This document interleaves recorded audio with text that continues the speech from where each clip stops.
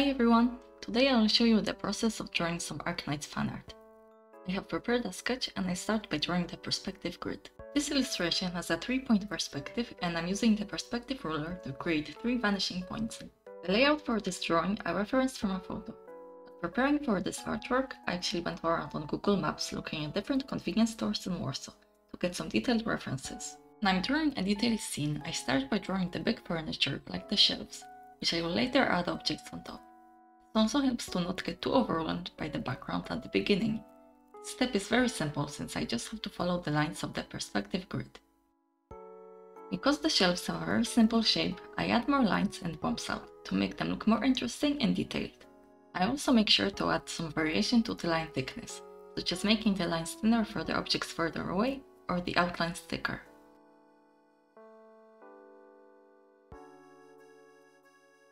Before working on the details of the background, I decided to color the characters. Sometimes it takes me a while to get in the right headspace for line art, and I like to take breaks by doing some simple and fun coloring work. When I did the sketches for the characters, I colored the inside of them with white. Now I create layers on top, clip to the white base layer, and add the flat colors.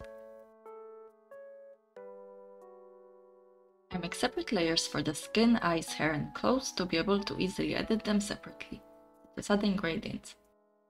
Since this drawing features 4 characters, I also separated all of their layers from each other, having the characters in front above the ones further away. This will come in handy during the shading and lighting stages.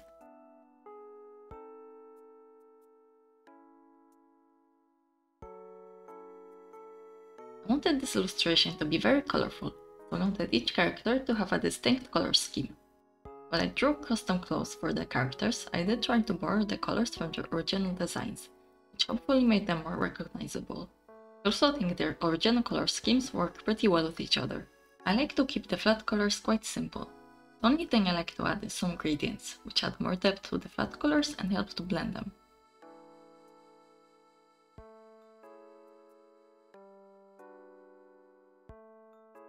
After the relaxing break, it's time to go back to working on the background and draw all the different products on the shelves. I've actually compiled a lot of different photos to use as references when drawing the objects. This will make the process a lot easier than having to come up with all the different bottle designs and packaging. Thanks to that, we can create scenes that look less basic and feel more alive. I really recommend using all sorts of resources when creating art. I feel like in the art community there's this misconception that you have to draw everything from your mind and everything has to be hand-drawn. Personally, when I started using different references and free resources instead of having to come up with and draw everything myself, it really brought my art to the next level and allowed me to draw all the different kind of scenes I wanted to.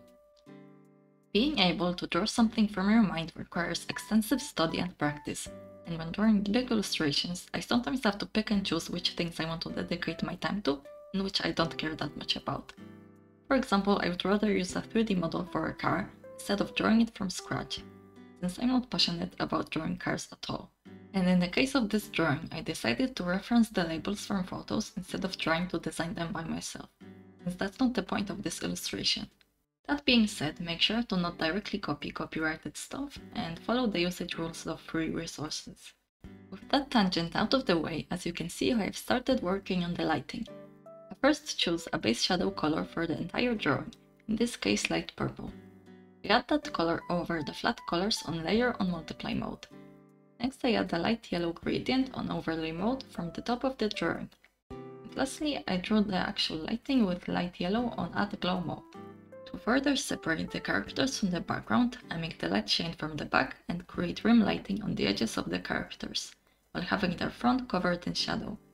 This will make them stand out from each other as well as the background. I also decided to add a green tint to the overall color scheme because it made the colors pop out more. Now I am working on the shading.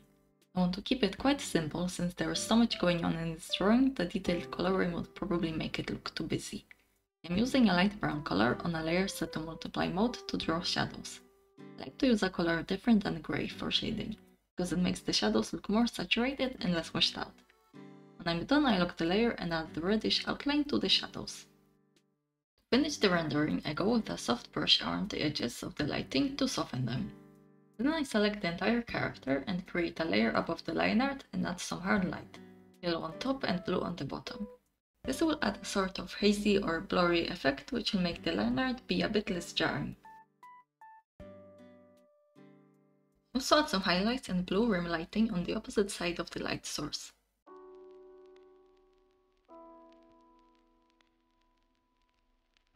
Now I will add shading to the background. It's even simpler than the character shading. You just add a shadow on one side of the object and then add a gradient from the bottom. It makes it look more three-dimensional. I wanted to showcase the different textures of the bottles and packages using highlights. Honestly, I spent a long time trying to figure out the coloring of the background. I wanted it to be very colorful and detailed, but also didn't want it to be too distracting from the characters. In the end, I tried to make the colors lighter and added some light effects in the back.